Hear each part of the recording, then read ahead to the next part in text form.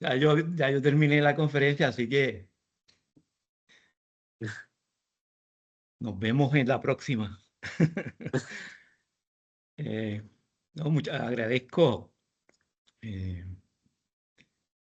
eh, de manera significativa el Comité de Estudiantes de la Asociación de Psicología de Puerto Rico y también al capítulo de Saikai de, del RUM. Y no, específicamente a Alejandro y a Yerick, que ¿no? son los que han provocado este junte. Así que muy agradecido. A mí me encanta hablar de Carl Jung. Es uno de mis temas y de mis cursos también favoritos en el recinto. Así que, ¿verdad? Tenemos una hora y vamos a tratar de aprovechar el tiempo lo mejor posible. Me gustaría también tener unos 10 minutos de comentarios y preguntas sobre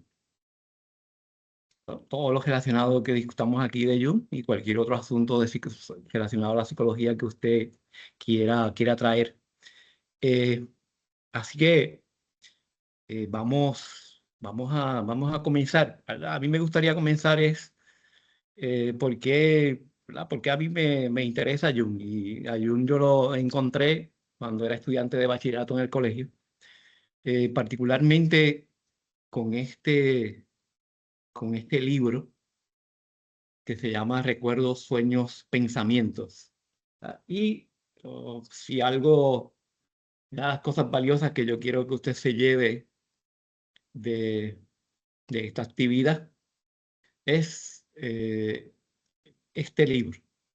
El hecho de que la importancia que tiene, el valor que tiene Recuerdos, Sueños, Pensamientos. Y si usted, ¿verdad? Lo único, pues, puede leer solamente un libro sobre Jung o de Jung, Recuerdos, Sueños, Pensamientos es el libro que debe leer. Es un tipo de semi-autobiografía, porque en realidad los dos primeros capítulos son los capítulos que él escribe y los otros son dictados a su secretaria, Aniela Jaffe. Pero lo que se ha encontrado es que su secretaria, pues, en el proceso de editar, pues eliminó una serie de comentarios que Jung había hecho, de diálogos importantes en el proceso. Y el libro entonces se convierte en realidad en una biografía. Al final de este año, de manera interesante, vamos a tener todas las entrevistas y, ¿verdad? Todo el diálogo entre Aniela Jaffe y Carl Jung, que produce entonces Recuerdos, Sueños, Pensamientos sin ser editado. Así que va a ser un libro realmente también muy importante, muy valioso. Así que, ¿verdad? Es en el bachillerato que yo descubro a Jung y en realidad me salvó de pensar que la psicología solamente era psicología experimental, psicología cuantitativa, psicología cognitiva, porque yo comencé a estudiar psicología o me decidí por psicología por mis intereses de naturaleza espiritual, religiosa, y por creer que somos algo más de lo que vemos eh, y lo que tenemos a la vista. Así que esta visión de naturaleza transpersonal era la que yo estaba buscando en psicología y encontré en Jung y particularmente en Recuerdos, Sueños, Pensamientos, que ofrecía esa visión que para mí era bien importante en el estudio de psicología y de manera interesante es la que ha influenciado más mi desarrollo personal y profesional. Así que por eso es que llego a Jung también, porque cuando llego al colegio, lo primero que se me ocurre es crear un curso sobre la psicología analítica de Carl Jung. Un curso que al principio, ¿verdad?, tuvo resistencia dentro de mis colegas, y una de las resistencias, una de las preguntas que se me hizo fue, aquí no tenemos, ¿verdad? Una de las preocupaciones era que no teníamos ningún curso sobre un teórico en específico. Y recuerdo que uno de los colegas dijo, por esa misma razón es que debemos apoyar esta propuesta. Así que le agradezco a Nelson Moreno, que ya no está con nosotros en nuestro departamento, el apoyar ese curso de psicología analítica de Jung, y que hemos estado ofreciendo por más de casi ya 30 años. A veces nos tardamos 3, 4, 5 años en ofrecerlo, pero este semestre estamos ofreciendo la psicología analítica de Carl Jung, y estamos disfrutando ese proceso. ¿Por qué el libro rojo? ¿Por qué hablar del libro rojo de Carl Jung? A mí me parece que es uno, es va a ser y es en estos momentos uno de los libros más importantes que se ha publicado en el siglo XXI para la psicología. Y es, por otro lado, es triste el que no tengamos la oportunidad de hablar sobre el libro rojo, de discutir el libro rojo y de hablar sobre las implicaciones del libro rojo para la psicología. Eh, y particularmente, ¿verdad? Yo creo que en Puerto Rico esa discusión, pues, o el estudio del libro rojo casi llega, ¿verdad? Es mínimo esas conversaciones sobre el libro rojo. Y la importancia que tiene el libro rojo es que en el libro rojo nosotros tenemos las bases de la psicología analítica de Jung. Todo lo que él desarrolló posteriormente, después que escribe el libro rojo, es lo que se convierte en la psicología analítica. Pero lo que hace todavía más valioso el libro rojo es que el libro rojo es el encuentro de Jung y esta confrontación que él hace con el inconsciente. Tanto lo que él llama el inconsciente personal, que era el inconsciente freudiano, el inconsciente que habla Freud, pero también esta confrontación con lo que él llama también el inconsciente colectivo, que es esta memoria que heredamos de nuestros antepasados, y en ese sentido es un archivo común de imágenes, de memorias, de recuerdos, que de cierta manera se convierte, ¿verdad? Y esto lleva a Jung también a hablar de este concepto que él llama el unus mundus, o el mundo único, en el sentido de que a través de ese inconsciente colectivo estamos conectados. Y eso me parece a mí que es una idea increíblemente interesante en términos de hablar de compasión hacia todos y todas, de hablar de amor, porque está basado en esta idea que es tanto de naturaleza biológica como también de naturaleza psíquica. Así que, ¿verdad? De eso es que vamos a estar, como dice Jung. Jung utiliza la palabra, él habla de la circunambulación, y se refiere, ese concepto de Jung se refiere a comenzar, ¿verdad?, a dar vueltas sobre el centro de algo que es importante. Y en este caso, ¿verdad?, lo que vamos a estar dando vueltas es alrededor de lo que llamamos el libro rojo. En términos, ¿verdad?, de algunos datos que son importantes sobre Jung, nace en el 1875, estudia psiquiatría en la Universidad de Basilea, y ustedes, ¿verdad?, muchos de ustedes ya saben que es discípulo de Freud, pero lo que tal vez, ¿verdad?, pasa desapercibido es que Freud consideró a Jung y lo llamó el hombre del futuro. Después de unos años, pues, me parece que se debe haber arrepentido de haberlo llamado el hombre del futuro, pero sí, él, ¿verdad?, lo consideraba, veía ya el potencial de Jung. Y, ¿verdad?, funda esta escuela que llama, y a mí me parece que, ¿verdad?, uno de los errores que comete Jung es llamarle psicología analítica, porque lo hace, la asemeja demasiado al psicoanálisis, cuando, ¿verdad?, la psicología analítica es algo, es bien distante, se aleja muchísimo del psicoanálisis. Debió haberse llamado psicología arquetipal, psicología de los complejos, por ejemplo, que son conceptos importantes dentro de su trabajo, de su obra. ¿Verdad? Y aquí está la cita, lo que declara Freud sobre Jung, en términos de estoy más convencido, más que convencido que nunca de que Jung es el hombre del futuro. Fue una carta que Sigmund Freud escribió a otro psicoanalista de nombre Ferenczi. Yo creo que a mí me gustaría, antes de hablar del libro rojo, de unos principios esenciales de la psicología analítica, que tienen muchísima relevancia para los problemas que enfrentamos hoy en día.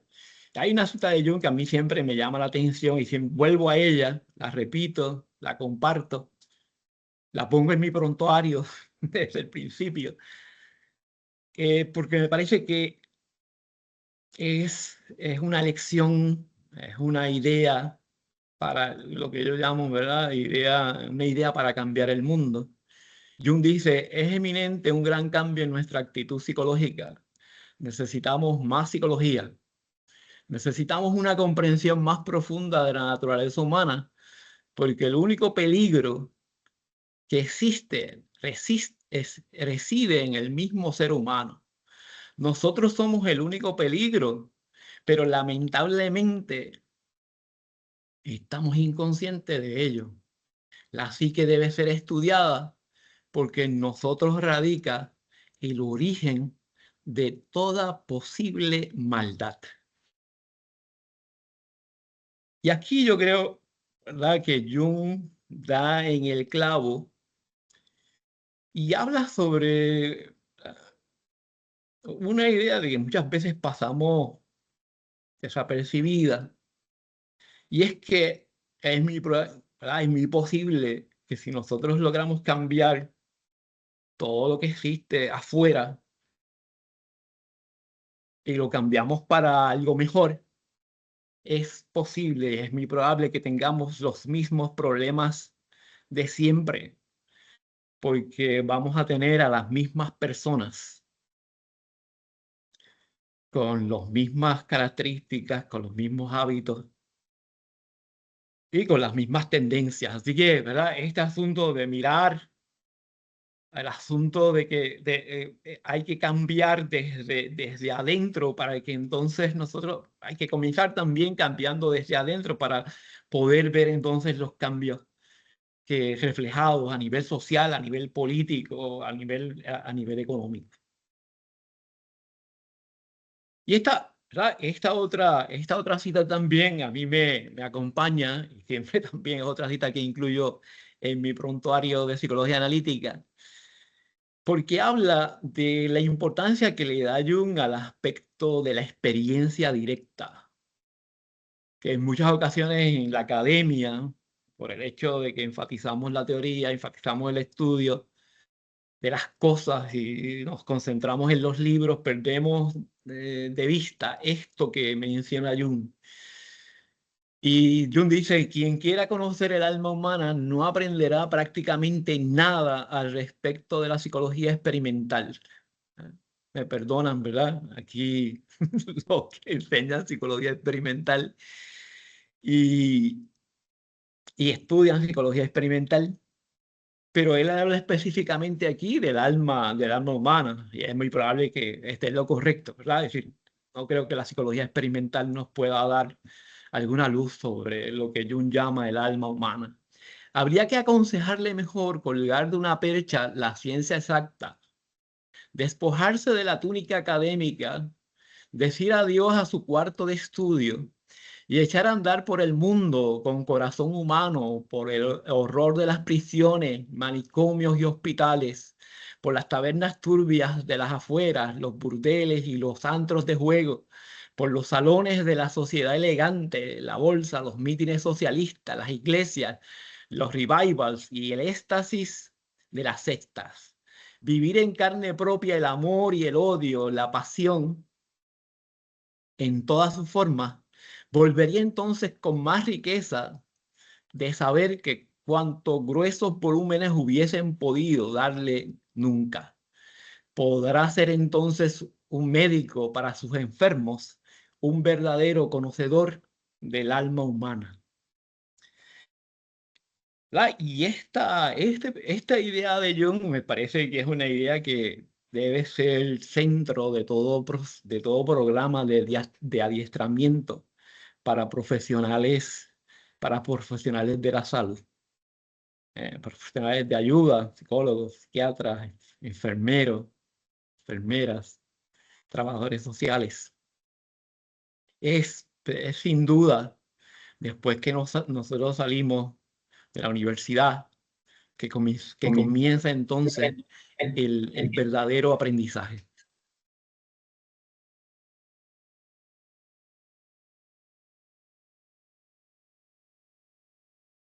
En Memorias, Sueños, Pensamientos, Jung también habla de este aspecto fenomenológico de lo que es la verdad, ¿verdad? Y lo que es esto que él llama mi historia.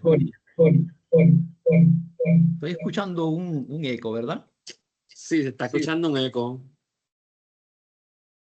No sé si soy yo o Ahora Debe sí. ser alguien que tiene el micrófono prendido. Sí, le vamos a agradecer si tiene el micrófono prendido que lo pueda apagar.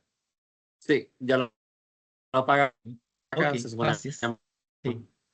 Y entonces aquí, ¿verdad? En la introducción de Memorias, Sueños, Pensamientos, Jung trae también otro principio importante de la psicología analítica, en donde él dice, no puedo hacer más que afirmaciones inmediatas, solo contar historias.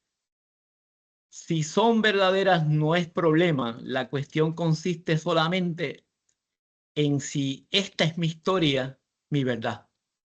Una persona es un proceso psíquico al que no domina o solo parcialmente. Por eso no puede dar un juicio final de sí misma ni de su vida. Para ello tendría que saber todo lo que le concierne, pero a lo más que llega es a figurarse que lo sabe. Esta humildad es este principio de humildad de que en realidad, por más que nosotros tratemos de entender el alma humana, nuestro conocimiento va a ser un conocimiento realmente, ¿verdad?, altamente limitado. Al final de Memorias, Sueños, Pensamientos, Jung dice, ¿verdad?, y está relacionado a lo que presentamos ahora, Jung dice lo siguiente: de mí estoy asombrado, desilusionado, contento, estoy triste, abatido, entusiasmado. Yo soy todo esto, yo soy todo esto también y no puedo sacar la suma. No estoy en condiciones de comprobar un valor o una imperfección definitivo. No tengo juicio alguno sobre mi vida ni sobre mí. De mí estoy seguro, no, de nada estoy seguro del todo. No tengo convicción alguna definitiva, propiamente de nada. Solo sé que nací y existo y me da la sensación de que soy llevado. Existo sobre la base de algo que no conozco. Pese a toda la inseguridad, siento una solidez en lo existente y una continuidad en mi ser. Así que si usted va en busca de certezas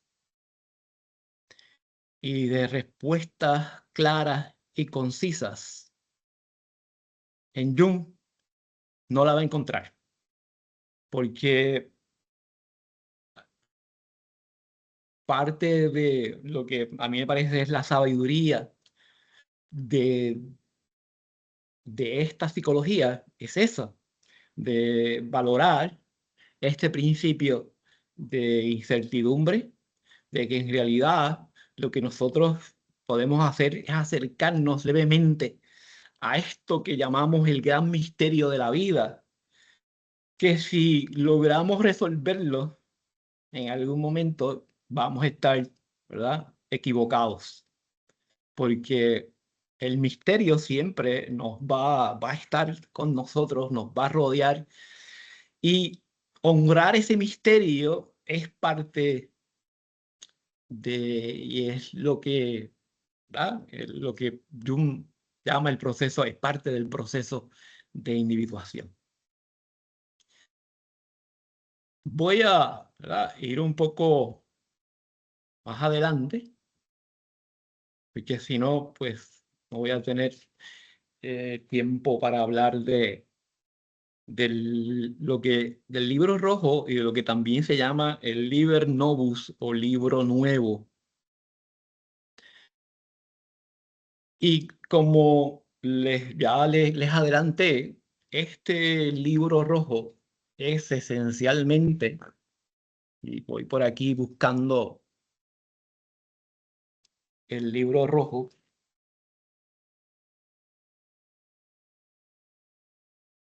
y como ustedes pueden ver, es realmente un libro bastante de un tamaño significativo y y pesa alrededor de unas 15 libras. Y esto les da a usted una idea. A ver si por aquí podemos. Parte del libro rojo son una serie de pinturas, dibujos que Jung realizó en este proceso, en este viaje y en esta confrontación con el inconsciente.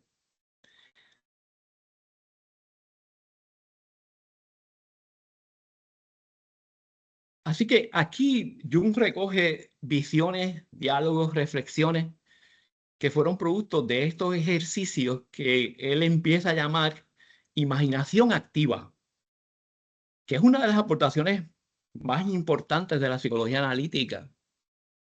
¿Qué es la imaginación activa? Pues la imaginación activa es lo que podemos llamar un diálogo con las figuras del inconsciente, lo que Jung más adelante llama arquetipos. Pero en el momento en que él escribe el libro rojo, lo que él empieza a hablar esencialmente son con estas figuras de hombres, de mujeres, de reyes, y también de figuras tales como serpientes, dragones, que empiezan a ser parte de esta confrontación que él empieza a hacer con el inconsciente. Y esencialmente esto no es meditación, es cerrar los ojos y ver qué contenido surge del inconsciente. Y en el momento en que surge un contenido, usted no lo deja pasar, sino que empieza a hacer preguntas y va a comenzar entonces un diálogo. Y ese diálogo va a ser importante en términos de personificar esos contenidos. Y eso es lo que ocurre en el libro rojo. Y esto es lo que les da, ¿verdad? Es la base experiencial a las teorías de la psicología, de la psicología junguiana. Y en ese sentido, el libro rojo es un prototipo de lo que Jung llama el proceso de individuación, que es el proceso de desarrollo del individuo para lograr lo que él llama una totalidad. porque dentro de la visión junguiana de la psique, hablamos entonces de una psique que por naturaleza es disociativa, por naturaleza esa psique se disocia. Y esa disociación pues va a producir una serie de complejos que en determinados momentos van a ser problemáticos y usted tiene que manejarlos, tiene que entonces pasar, ¿no? El proceso pasa por un proceso de integración. Tomemos, por ejemplo, el coraje. El coraje es un tipo de complejo, de acuerdo a Jung. Cuando Jung habla de un complejo, estamos hablando de un componente de naturaleza emocional, de un sinnúmero de emociones que están asociadas, que están agrupadas bajo esto que llamamos coraje. Cuando usted le da coraje, usualmente, si usted no está consciente, cuando usted quiere detener ese coraje, ya es muy difícil. ¿Cuál sería el proceso desde el punto de vista desde la perspectiva junguiana para manejar el coraje? Uno, estar consciente de cuándo a uno le va a dar el coraje. No negarlo, no reprimirlo, porque el momento en que usted reprime ese coraje se convierte en parte de la sombra.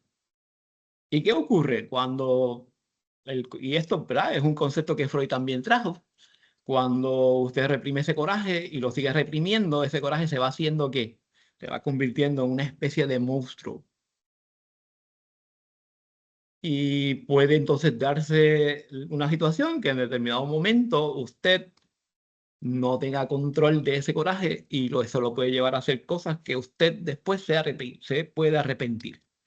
Así que parte de algo de lo que a mí me atrae de la psicología analítica es este aspecto de que ninguno de nosotros es perfecto, ni puede llegar a ser perfecto, y que la perfección es la meta equivocada en el proceso de desarrollo personal. El reconocer tanto nuestro lado luminoso como el lado oscuro e integrar ambos lados es lo que nos lleva entonces a esto que Jung llama el proceso de individuación. Esto también nosotros lo podemos aplicar para cualquier proceso, como por ejemplo, usted está en una biblioteca y de momento le pasa la idea de que se quiere robar un libro. Y usted dice, oh, qué terrible, qué malo yo soy, esto no se me debe haber ocurrido. ¿Y qué pasa? Usted lo reprime ese pensamiento. Cuando va al supermercado, sin darse cuenta, porque lo hace de manera inconsciente, pone algo en su cartera y se lo lleva.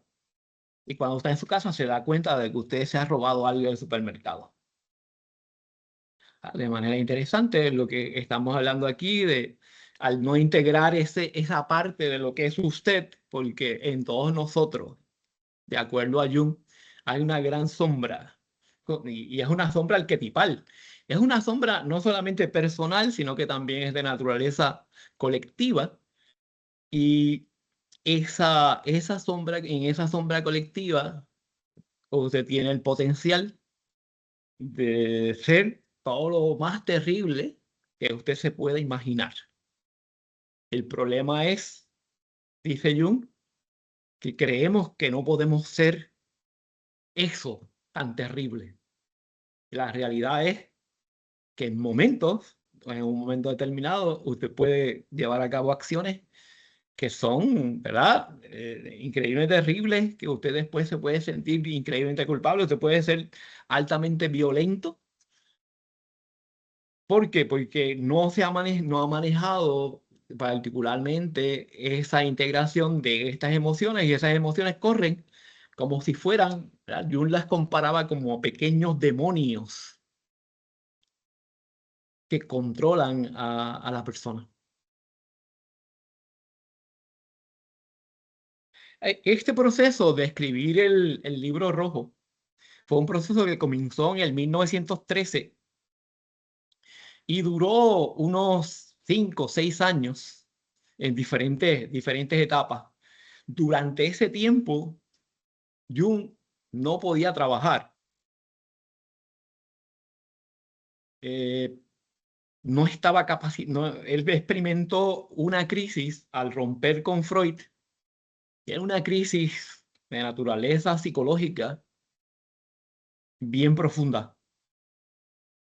Y en esa crisis, él solamente podía, y así lo relata en Memoria, Sueños, Pensamientos, jugar.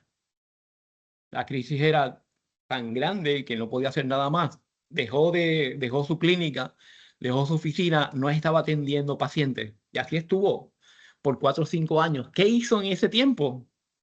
Trabajar con el libro, trabajar en el libro rojo, decidirse a confrontar al inconsciente. Un proceso realmente delicado, porque pudo ser que, ¿no?, consumido por el inconsciente y, ¿no?, desarrollar una psicosis de la cual no podía regresar. Así que ese proceso de confrontación con el inconsciente no es un proceso que es un proceso serio, es un proceso peligroso. Pero ¿qué ocurre? Si él no lo hacía, iba a ser peor. Es decir, la alternativa era hacer el viaje. Y es interesante comparar este proceso de Jung con los procesos que pueden estar llevando a cabo muchas personas que tienen procesos similares. Y en muchas ocasiones el problema es que ese proceso es detenido por las intervenciones que muchas veces se hace a nivel psiquiátrico y a nivel psicológico.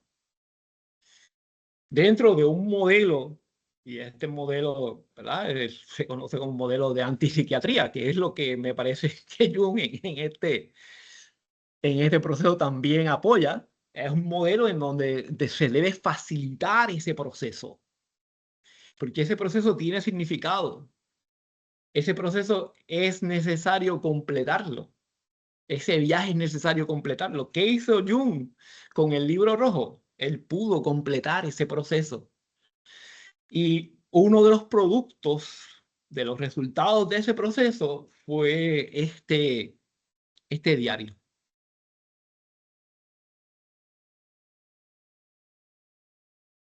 El libro rojo tiene 3 partes, ¿verdad? La primera parte, que se conoce como el Liber Primus, el primer libro, el Liber Secundus, el segundo libro, y el libro tercero, que se conoce también como los escrutinios. Nosotros tuvimos la oportunidad en la clase de explorar bastante del libro rojo, y de analizar varios de los capítulos de este libro rojo. No es un lenguaje sencillo, no es fácil de entender, porque, ¿verdad?, todo aquí es un lenguaje simbólico.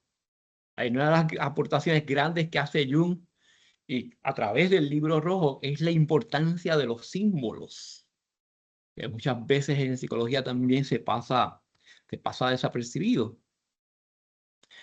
Y entonces, un poco de las características físicas del libro. Tiene 67 pinturas a toda página con colores intensos, mandalas, figuras arquetípicas y paisajes.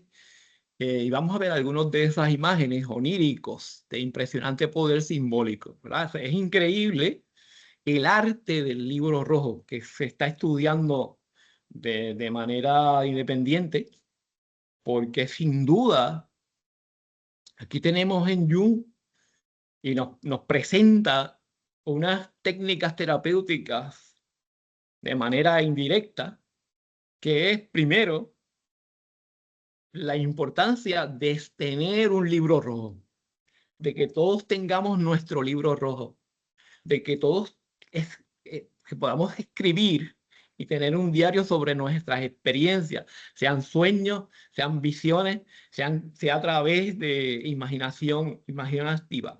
Pero también, sí, ¿verdad?, hacer arte, ¿no?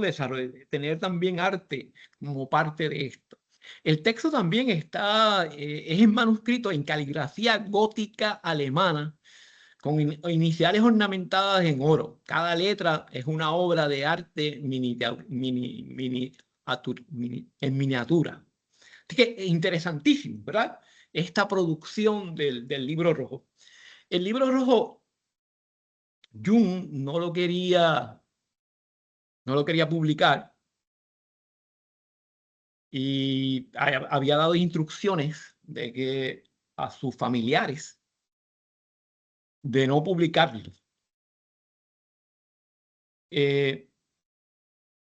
Y el libro rojo se encontraba en una bóveda en Suiza, hasta que un experto en Jung, Sonu Chandasani, decide comenzar un diálogo con las familiares porque ve la importancia que tiene el libro rojo para los estudiosos de Jung y los convence de que el libro rojo debe ser publicado. Hace el trabajo de edición, Chandasani hace un trabajo excelente editando el libro rojo, y en el 2009 entonces tenemos la oportunidad de tener el libro, ¿no? De tener la publicación del libro rojo. El libro rojo se basa, y voy a moverme un poquitito, a ver si puedo con este otro monstruo. El libro rojo se basa en lo que Jung llamó los libros negros, de Black Books. Y recientemente también se publicaron. Y los libros rojos son esencialmente los manuscritos de esta experiencia sin editar. Y se le llaman, ¿verdad?, los Notebooks of Transformation, las libretas de transformación. Jung toma estos libros negros, y se llaman libros negros y se llama libros rojos esencialmente por las carpetas. Los libros negros tienen carpeta negra y el libro rojo tiene carpeta roja, pero también hay una serie de simbolismos que uno, ¿verdad?, pues, que se puede hablar sobre, pues, la naturaleza del rojo y del negro y todo ese tipo de asuntos. Así que, ¿verdad?, algunos datos curiosos de tanto del libro rojo como los llamados libros negros. Voy a ir más rapidito ahora, porque parte de esto ya lo habíamos hablado. Y usted, las presentaciones en el chat, esta presentación y 2 presentaciones más están disponibles en el Drive, en un Drive de Google que compartí. No sé si ya en el chat se ve, pero puedo volverlo al final, puedo volver a compartir esos enlaces y usted puede descargar con toda la presentación. Esta presentación se llama la presentación corta del libro rojo. Imagínense cómo sería la presentación larga del libro rojo. Pero usted va a tener, ¿verdad?, tanto esa presentación como también una introducción a la psicología de Jung, que, ¿verdad?, no he podido hacerla realmente, pero que, ¿verdad?, en esa presentación también usted puede tener esa presentación de los conceptos básicos de la psicología de Jung. Miren cómo comienza, y esto para darle a ustedes un... Y aquí Alejandro está compartiendo de nuevo el Drive, la carpeta en donde hay 3 presentaciones, una sobre esto que estamos presentando ahora, esta presentación, otra sobre los conceptos básicos y una sobre las imágenes del libro rojo, las 60 y pico imágenes del libro rojo. Así que usted puede apreciar, puede disfrutar esas imágenes también.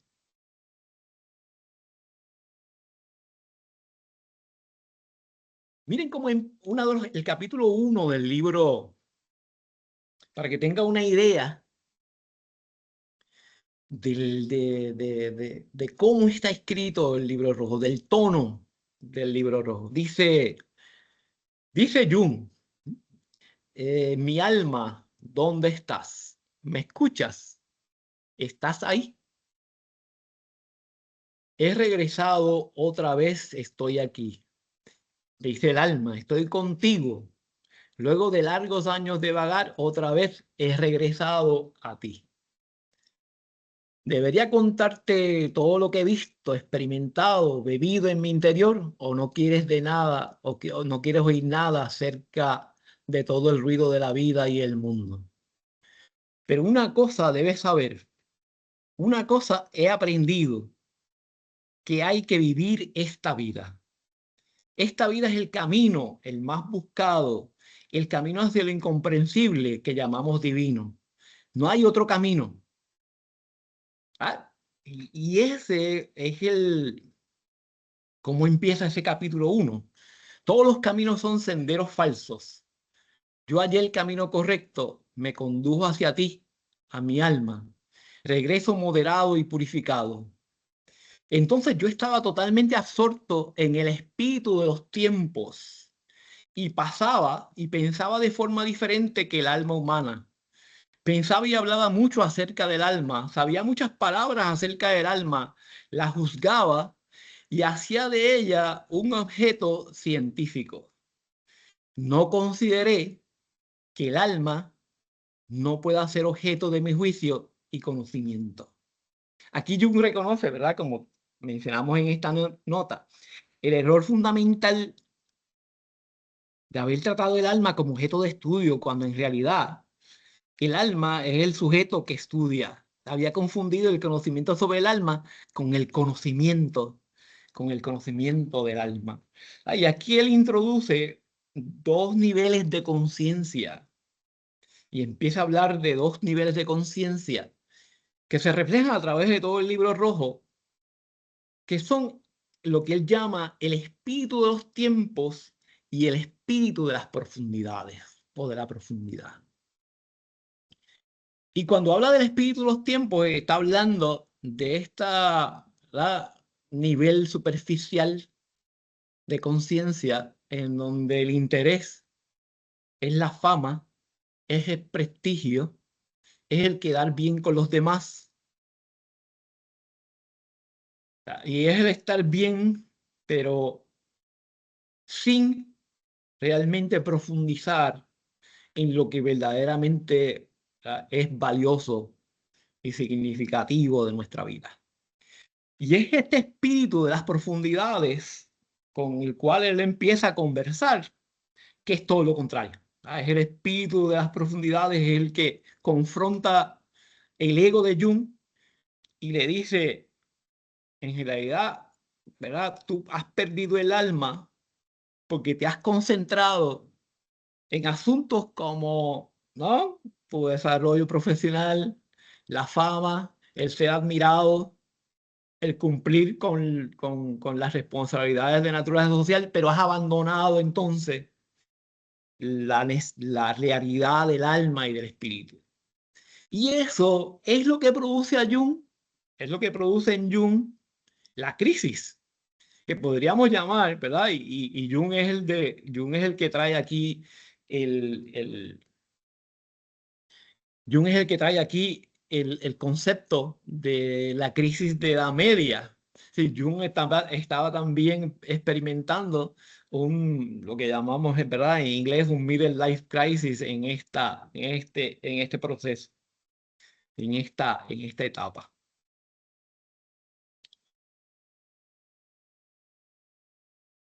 ¿Verdad? Y así continúa esta conversación con el espíritu de las profundidades, y entonces termina diciendo, sin el alma no hay forma de salir de este tiempo.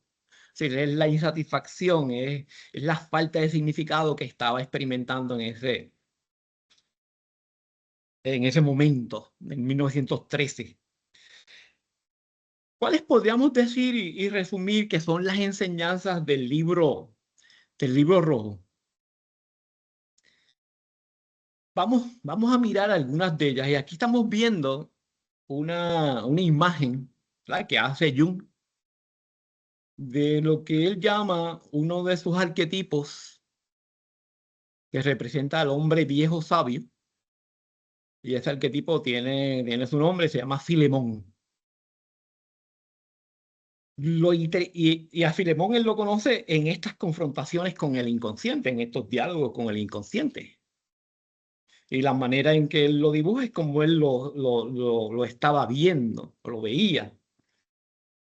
A mí me llama mucho la atención que Jung habla de Filemón como si fuera cualquier otra persona.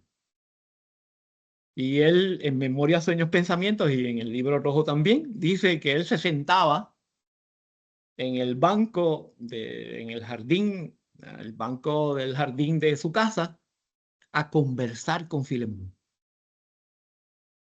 a dialogar con Filemón. Y de nuevo, y termina diciendo que Filemón era una especie de guía espiritual, de gurú para él. Y esto tiene, ¿verdad?, un sinnúmero de muy valioso este tipo de idea.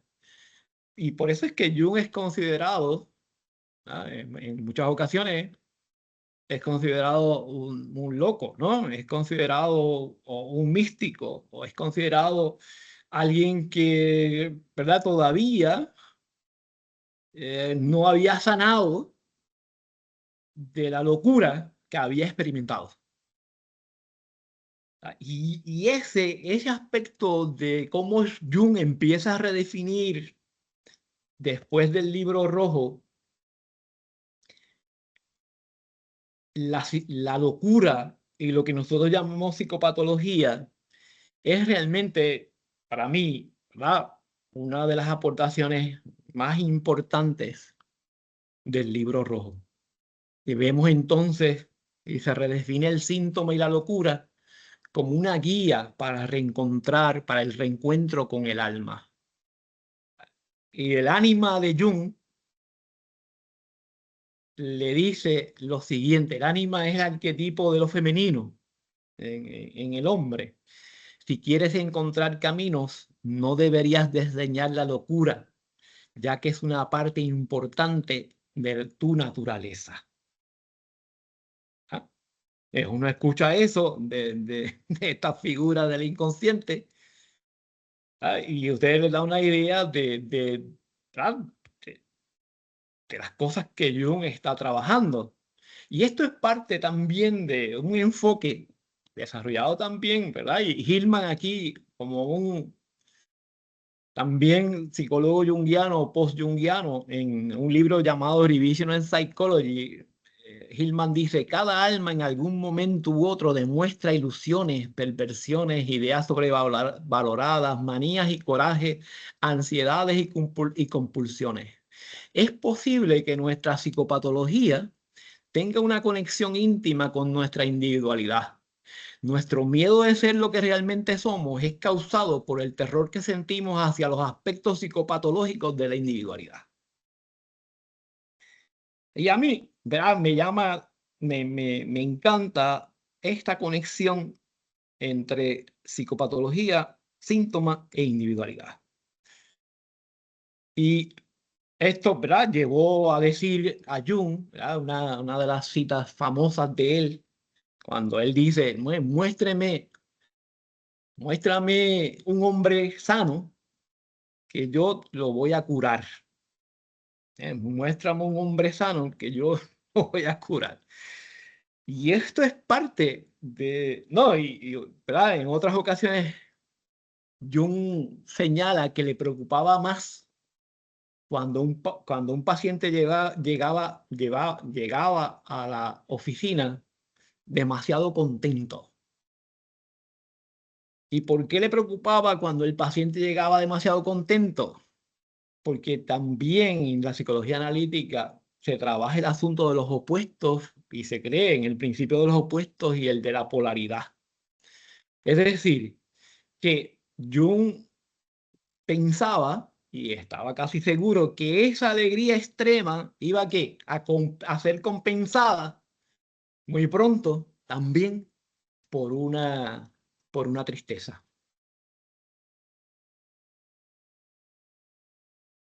Y en el Libro Rojo, ¿verdad?, Jung nos habla de varios tipos de locuras No todas las locuras son buenas, como sabemos, pero él habla de la locura que es saludable, y podemos hablar de locura saludable, que es la locura divina. Y esto, ¿verdad? Esto de la locura divina es algo también que los griegos hablaban de esta locura divina. Y él habla y en el libro rojo la describe como un balance entre el espíritu de la profundidad y el espíritu de este tiempo. Es la locura sagrada que mantiene el equilibrio entre lo racional y lo irracional, entre la conciencia y el inconsciente, ¿verdad? El balance. Y, ¿verdad? No hay duda que mucha de la creatividad y mucho del arte que se ha producido a través del tiempo y de la historia es realmente producido por la locura divina, ¿verdad? Los cuerdos no han producido mucho de valor, porque cuando usted está cuerdo y sano, no hay necesidad de producir, de crear. La creatividad es producto realmente de la tensión, del conflicto y del manejo a diario de la sombra. Y aquí Alejandro nos trae el positivismo tóxico. Y, ¿verdad? Que esto me parece a mí realmente contrasta mucho, ¿verdad? Con todo esto que hemos hablado, porque hay un peligro, sin duda, y yo veo, ¿verdad? Muy peligroso también este asunto del desarrollo que ha tenido la psicología positiva, y se le llama psicología positiva. Yo creo que Jung odiaría la psicología positiva y la vería dentro del desarrollo de la psicología como algo que no es bueno y como que puede llevar también a la represión de este lado, del lado oscuro, que es lo que hace el positivismo, que es lo que hace el positivismo tóxico. Hay una cita de Jung importante también para entender todo esto que estamos hablando. Y Jung decía, uno no se imagina, uno no se ilumina imaginando figuras de luz, sino haciendo consciente la oscuridad. Ese trabajo de hacer consciente la oscuridad es mucho más importante que cualquier otro.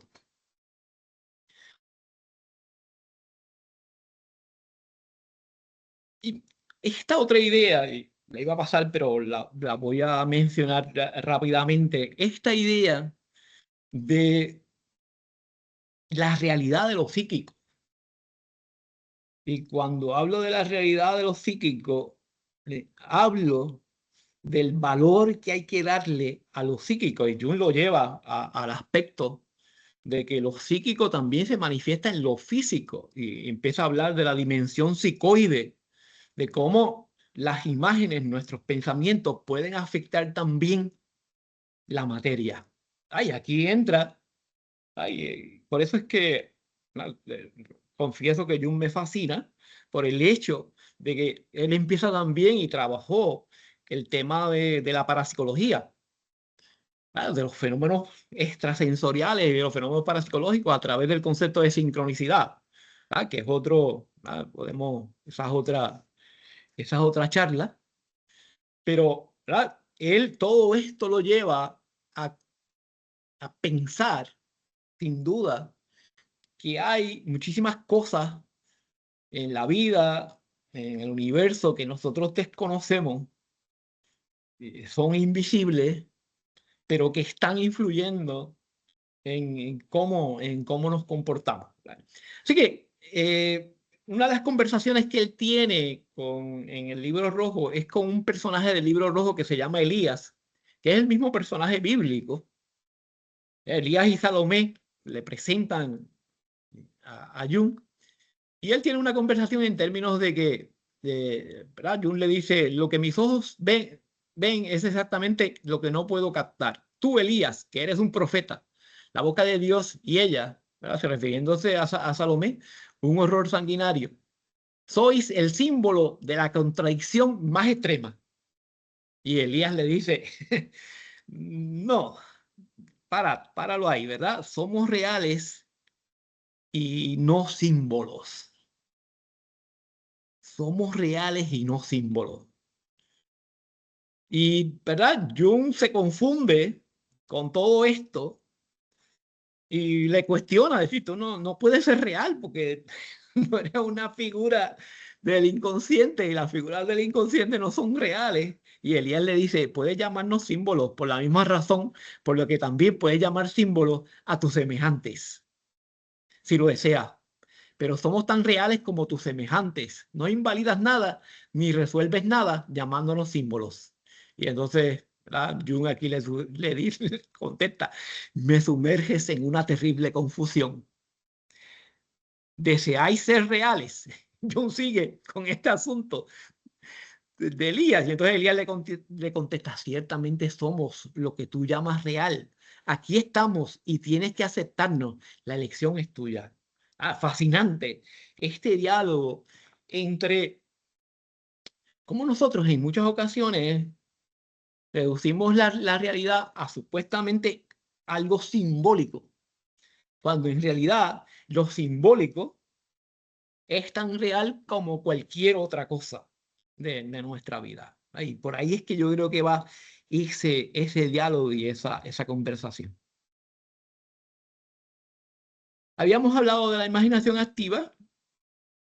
Ay, usted, no voy a entrar en ella. Voy a ir más rapidito.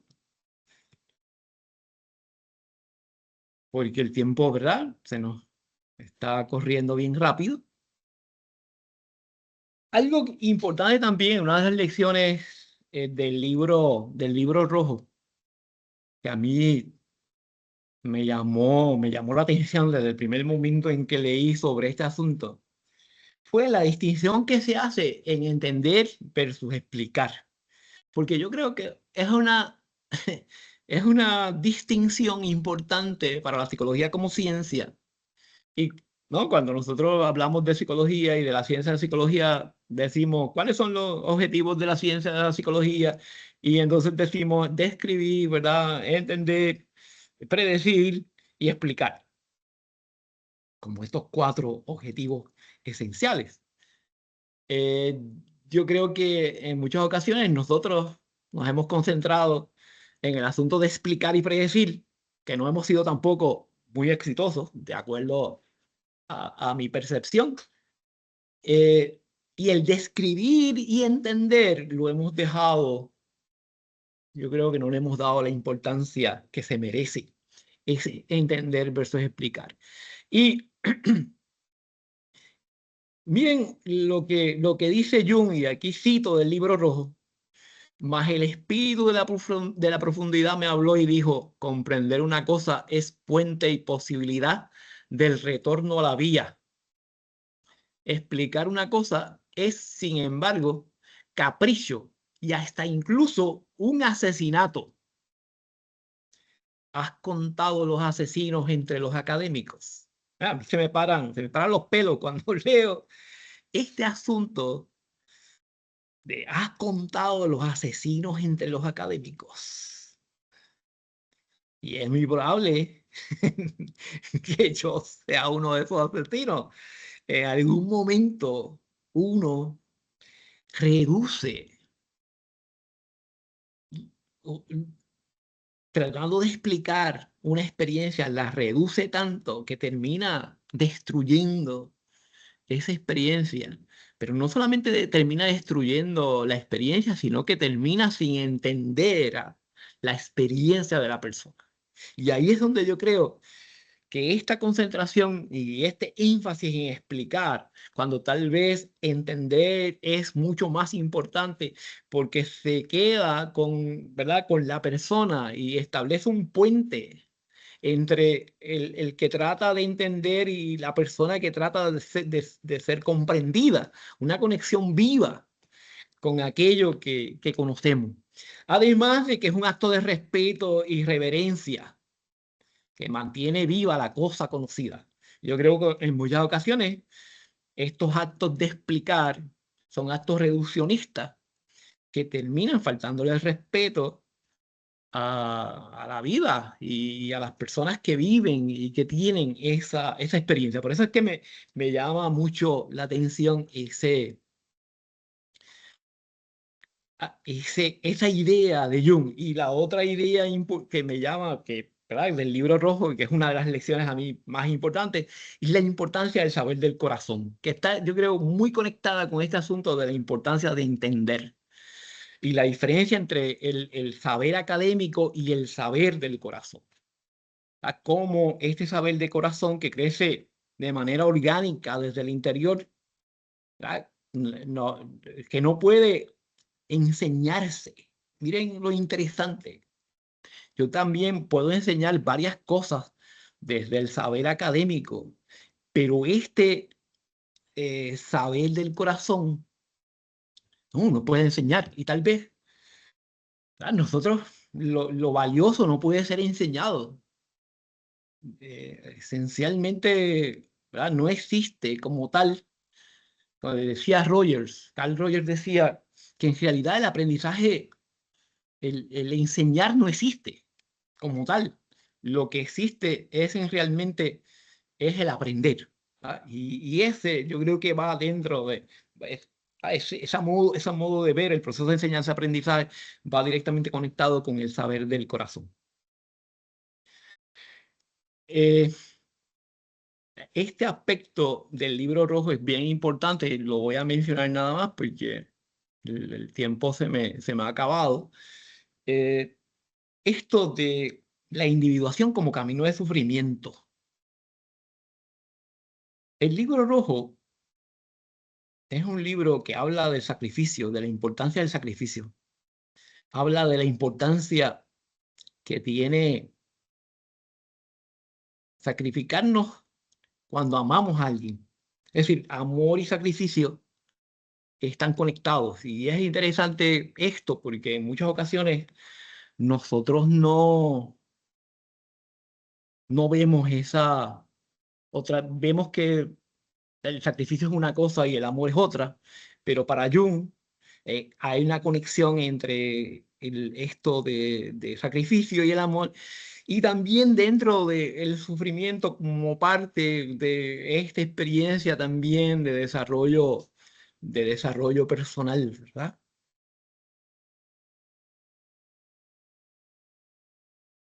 Y esto nos lleva sin duda a una ciencia, a lo que podríamos llamar una ciencia del alma, que, ¿verdad? Los dejo para que ustedes puedan, aquellos interesados pueden.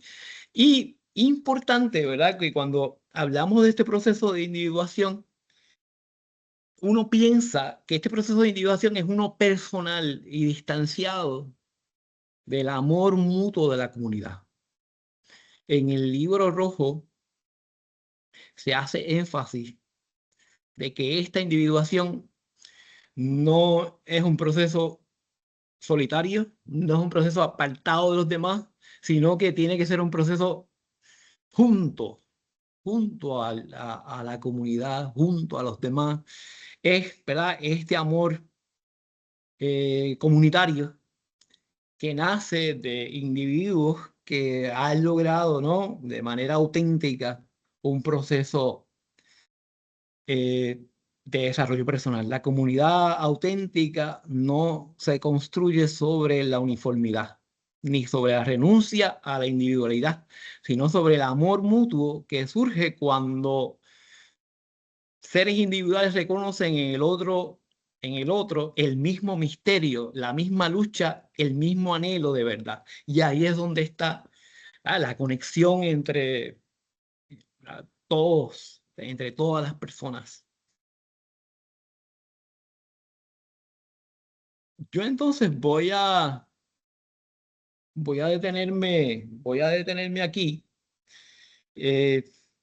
Siento, ¿verdad? A ver, creo que me estoy tomando más tiempo del necesario.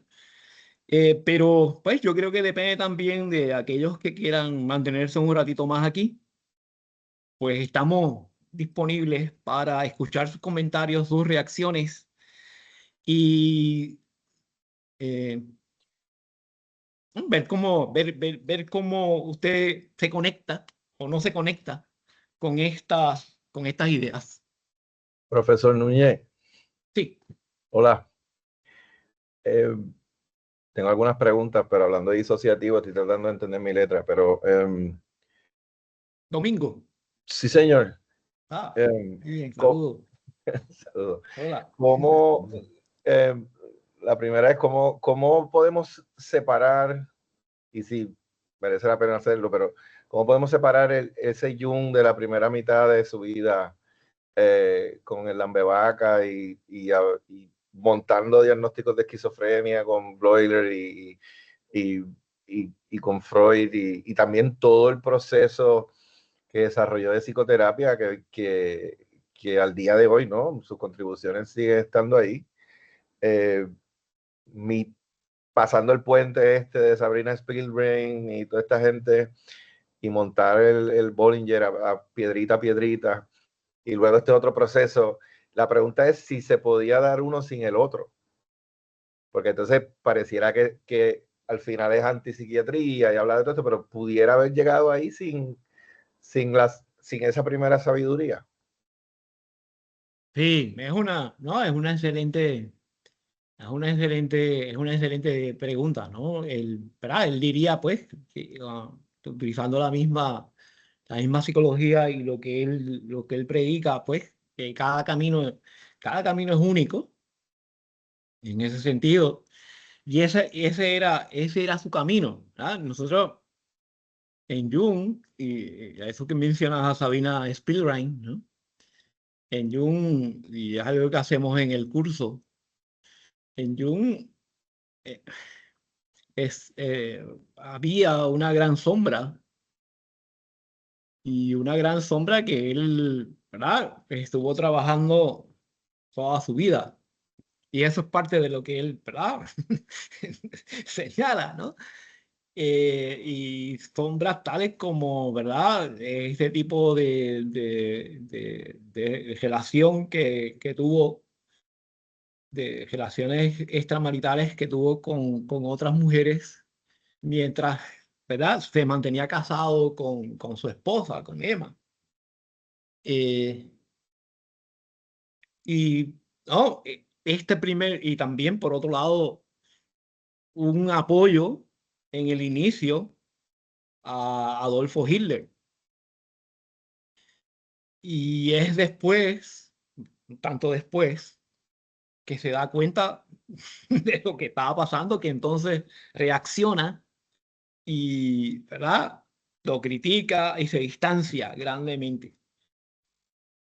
Visiones también, ¿verdad? Altamente limitadas en relación a lo que, ¿verdad? Al asunto de género, al asunto de lo femenino, al asunto de lo masculino, que hoy en día están fuera de totalmente de outdated completamente, ¿no? Outdated completamente.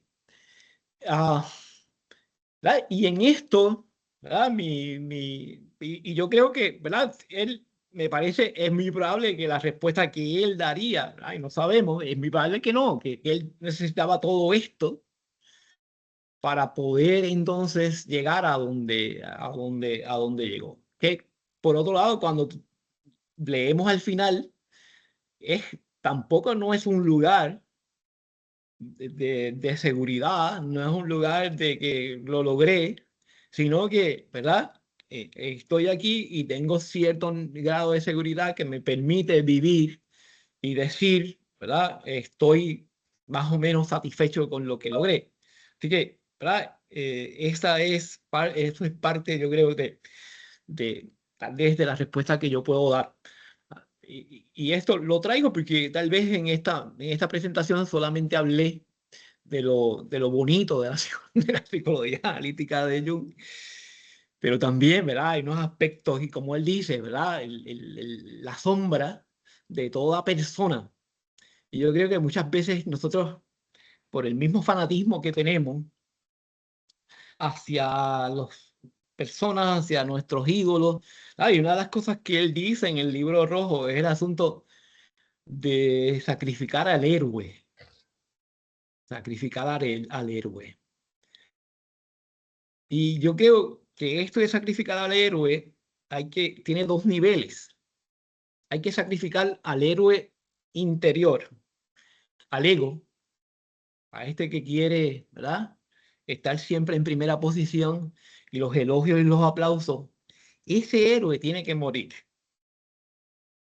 Pero también hay que sacrificar a las personas, y esto es un sacrificio simbólico, que nosotros los consideramos también héroes, ¿verdad?, y los consideramos perfectos e inmaculados. A esos héroes también hay que sacrificarlos. Hay un libro sobre budismo que se llama If You Meet Buddha on the Road, Kill Him. Yeah.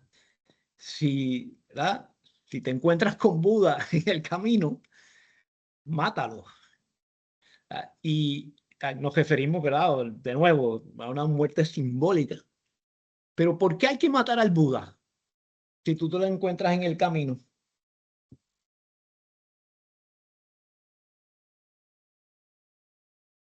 Porque detienes el camino. ¿Ah? Porque detienes el camino. Cada camino es único. No te escucho bien. No te escuché. ¿Puedes repetir, por favor? Sí, claro. Cada ¿Escucha mejor ahora? Sí. Ok. Bueno, precisamente porque encontrar al Buda en el camino es precisamente alimentar el ego. Exacto. Es parte, ¿verdad? Es parte del problema. ¿Qué otra explicación podemos dar a esto de si te lo encuentras en el camino? La Acaba unicidad con él. del camino de cada individuo. La unicidad del camino de cada individuo. Correcto. ¿No? Además de que Yo, si te encuentras a Buda en el camino, no es Buda. Una construcción. No, es una ilusión. Es una ilusión y por eso hay que, ¿verdad? No hay que hacerle caso. No es Buda, es una ilusión, es un espejismo lo que estás viendo. Y en muchas ocasiones eso es lo que ocurre en nuestras vidas. Nos encontramos con Buda en el camino y vemos que después de un tiempo que no era Buda y seguimos buscando Budas en el camino, porque hay una necesidad de tener también modelos, de tener héroes, de tener personas a las cuales seguir. Yo en el libro rojo denuncia eso como, ¿verdad?, un problema para el desarrollo, para nuestro desarrollo personal. Sí, ¿algún otro comentario o pregunta que usted tenga sobre lo que hemos Bueno, Mario, yo voy a mencionado? aprovechar, tengo otra. Sí. Perdón, ¿quién más? Pues yo. no, sí, no, era yo, disculpe. Sí. Mario, ¿consideras legítimo, hablando de Filemón, ¿no? Estabas hablando de Filemón y me pongo a pensar, también pensando en la juventud, ¿sería legítimo o cómo veríamos esto de que jóvenes usen herramientas digitales, ¿no? Como inteligencia artificial para tener conversaciones con ese otro imaginar, para facilitar alguna función trascendente, ¿no? Desde la perspectiva de Jung, desde lo ético de la frontera, aprovechando aquí tu conocimiento también en la tecnología y en Jung, sustituyendo la relación terapéutica, pero más allá de sustituir relación terapéutica, ¿qué piensas de eso? No, es el proceso de imaginación activa a través de inteligencia artificial. Sería, ¿verdad?, interesantísimo, fascinante. Ahí hay un gran potencial, que también hay un gran riesgo en todo este proceso de dependencia, ¿verdad?, hacia eso, pero yo creo que se hace de una manera, ¿verdad?, saludable. Ahora, el problema de este tipo de tecnología, ¿verdad? Y ya hay una serie de casos de personas que han, ¿verdad?, han perdido su estabilidad emocional o la poca que tenían cuando empiezan a trabajar directamente con ese tipo de inteligencia artificial. El asunto es, a mí me parece que esto debe hacer, si se hace, debe hacerse de manera supervisada. Porque aquí hay todo, ¿verdad? Un modelo de que estaríamos también conceptualizando la inteligencia artificial como un tipo de inconsciente colectivo. ¿Hasta qué grado esa inteligencia artificial se convierte en una especie, y lo es, cuando uno mira la inteligencia artificial, se asemeja a esto que Jung llama inconsciente colectivo. Hay que, no, sin duda, hay que reflexionar más sobre el tema y hay que comenzar a escribir. Y he visto algunos trabajos en esa dirección que empiezan a hablar de lo arquetipal y la inteligencia artificial. Así que, no, es un campo que me parece a mí que va a tener mucho desarrollo en los próximos años. ¿Alguna otra pregunta, dudas, comentarios? Sí. Y esto me Aquí, acuerda, antes de pasar a otra pregunta, me acuerda un trabajo que hizo Dania sobre amigos imaginarios. Este asunto también de que lo que nosotros llamamos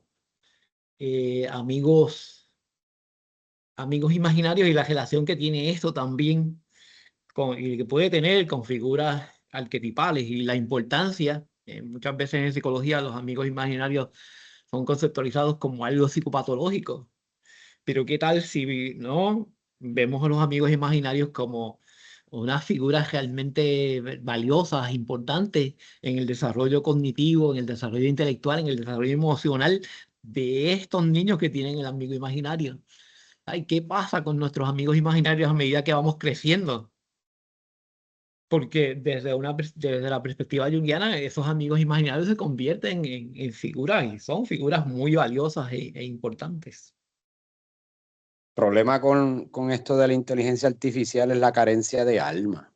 Que Jung era bien, él tenía eso como que bien, no sé, o sea, puede ser, no estoy diciendo que no pueda ser útil, pero de verdad que hay que tener un poquito de cuidado por, Hay que tenerlo. Hay que es que, tenerlo. pues, hay que ser otro ser particularmente, humano cuando tocas la vida de un ser humano. Hey, porque la inteligencia artificial tiene la capacidad de mimificar eh, el comportamiento de las personas y eh, incluso se cree que eventualmente pueda generar la capacidad de eh, conservación, y eso es muy peligroso. Y tiene sí, características psicopáticas, yo creo, en cierto Sí, sentido, sí, ahí, y yo, elementos yo emocionales. acabo de recibir, disculpe, sí. Yo recibí una notificación de una actualización de un motor de inteligencia artificial que dice que le hicieron un upgrade y ahora va a ser mucho más sociable y más coloquial cuando yo le haga alguna pregunta. Entonces, ¿en qué quedamos? Pues, estoy con una persona, estoy con una máquina y yo pienso que puede generar eh, disociación en las personas porque empiezan a sí, interactuar como si fuera una sin persona duda, y sí, sin sí, como en duda. la película Hair de Joaquin Y ya hay Phoenix. unos casos reportados en esa, ¿no? de disociación. Sí, Exacto. Y entonces, pues, sí. es bien peligroso si se mal utiliza. Yo, cuando estábamos hablando o cuando se estaba comentando sobre el Buda en el camino, Ujú. yo asocio todo eso con la canción Historia de una silla de Silvio Rodríguez. Ah, sí.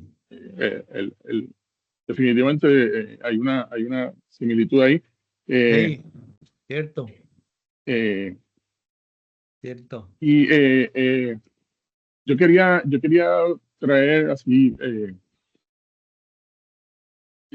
a mí me encanta Jung, me parece un tema fascinante y me parece que sigue siendo pertinente. También tengo la impresión de que no se ha, eh, digamos, repasado cómo se puede ajustar la teoría de Jung a una tendencia moderna que eh, pretende explicar todo desde un aspecto orgánico, ¿no? Toda esta información que tenemos acerca de la carencia de ciertos neurotransmisores que son los que generan X o Y condición.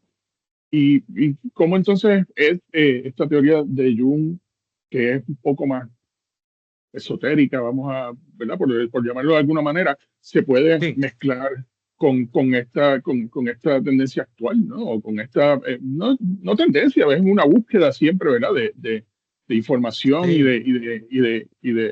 eh, de causas. Pero entonces, ¿cómo una cosa encaja con la otra si es que existe ese vínculo? Sí, es también, ¿verdad? Por cierto, no es un tema, ¿verdad? En el cual ¿verdad? No es mi especialidad ese campo podemos decir, las neurociencias, pero sí he visto, ¿verdad? Y voy a copiar, y esto para dar un ejemplo, voy a copiar en el chat un artículo que exploré hoy, en donde se trata de validar y de tener pruebas, y esto, ¿verdad? Se publica en un journal prestigioso de neurociencia. Se trata de validar la existencia de los arquetipos a través de un modelo neurocientífico, ¿verdad? En donde integran la psicología analítica con teorías contemporáneas del cerebro, como el principio de energía libre y el procesamiento predictivo, para explicar cómo los arquetipos surgen de la interacción entre niveles afectivos subcorticales, perceptuales e imaginativos y narrativos superiores. Sugieren que los estados alterados de conciencia reducen el control cortical, permitiendo la emergencia de imágenes arquetípicas que normalmente permanecen inhibidas. Es decir, que están haciendo aquí, ¿verdad? Y estos es una serie de neurocientíficos que están tratando, y interesante, ¿no? No es un área en el cual yo me puedo mover fácilmente, pero hay ya varios trabajos que están conectando la neurociencia tanto con con la psicología, con el psicoanálisis, como la psicología analítica de Jung. Así que nada, hay una serie de trabajos en esa dirección, y es un campo, de nuevo, es un campo también que me parece a mí que vamos a conocer y vamos a aprender muchísimo más en el futuro. Así que mencionaste también, ¿verdad? La historia de las sillas, y eso me hace eh, ah, me hace comentar también la actividad que tuvimos en el recinto hace unos días atrás, el martes pasado, sobre Jung y Silvio, en donde utilizamos la psicología analítica para analizar las canciones de Silvio Rodríguez. Aquellos de ustedes interesados en una grabación de la actividad, pues me pueden escribir, le enviamos el enlace. Fue algo, ay, a mí me parece que la psicología analítica de Jung tiene, ¿verdad?, un potencial para entender, y aquí, ¿verdad?, utilizo la palabra, el concepto de entender, y no tal vez explicar, pero sí entender ¿verdad?, varios, tanto, ¿verdad?, la música como el arte. Por ejemplo, he trabajado también el asunto de la psicología analítica y la poesía de Fernando Pessoa, en términos de ver las disociaciones de Pessoa también como unas disociaciones creativas que le ayudaban a crear estos diferentes poetas dentro de sí mismos, que entonces tenían unos estilos particulares. Y ¿no? La poesía de Pessoa es una de las poesías más, ¿no? es el poeta portugués tal vez más importante. Lo mismo con, por ejemplo, el espiritismo puertorriqueño, cómo nosotros podemos utilizar el enfoque, el modelo analítico para comprender y entender experiencias de naturaleza espiritual que ocurren en diferentes grupos religiosos. Y yo creo que Jung se presta mucho para eso, en el sentido de acercarse a esa experiencia desde una actitud de respeto hacia el misterio, de que en realidad, ¿verdad? Nosotros no sabemos ciertamente lo que está pasando, pero consideramos que la voz de las personas, del individuo, es importante. La descripción, cómo describe su experiencia, es importante. Así que, ¿verdad? Eso es otra parte de las aplicaciones que uno puede hacer con la psicología analítica de Jung. ¿Alguna otra duda, pregunta? Yo tomé los dos cursos, el de sistemas folclóricos de ayuda y el de psicología analítica. Y me encantaron los dos. Me alegro, me alegro. ¿Con quién estoy hablando? No, se me parece la voz, pero no. Alejandro Maldonado es mi nombre. Alejandro, saludos. Saludos. Sí, me alegro que estés por aquí, sí. Sí, no, Bueno, vi bueno. el enlace en Facebook y se los arreglo. Qué bien, qué bien. Yo tengo algunos estudiantes que, ¿verdad?, han tomado lo que yo llamo los cursos, una serie de cursos, y yo les digo en forma de chiste, ¿no? De broma, que les tengo que dar, ¿verdad?, una especie de certificación, ¿no? Porque hay estudiantes que toman folclórico, toman Jung, toman también cualitativa, ¿verdad? Y ya tienen como que todo este tipo de, algunos también han tomado el de psicología. Yo también enseño psicología de la felicidad, y otros cursos que hemos, psicología del cine también. Así que se convierte como que en una especie de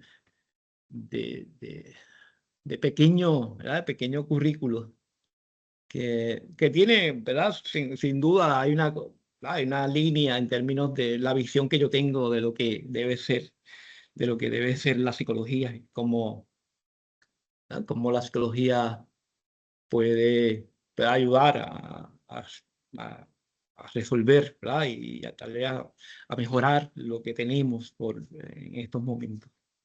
Sí, ¿alguna otra pregunta, duda?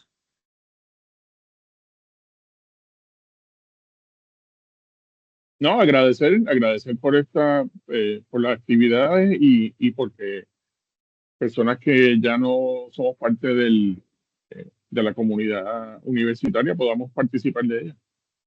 Bueno. Gracias.